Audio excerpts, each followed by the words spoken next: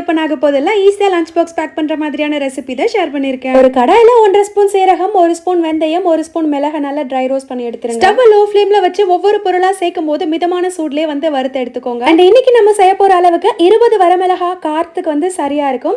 1 cup உளுந்து, 1 cup கடலைப்பருப்பு, 4 spoon அளவுக்கு தனியா, மூணுத்தையுமே தனித்தனியா வறுத்து எடுத்து இதோட வச்சுக்கோங்க. 3 கொத்து போல கருவேப்பிலையும் வறுத்து எடுத்து இதோட வச்சுக்கோங்க.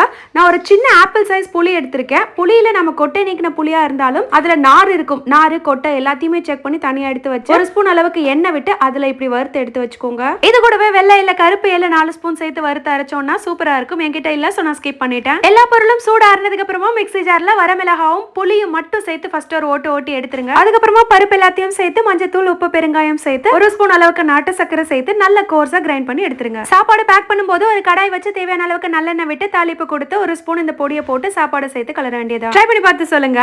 பாய்.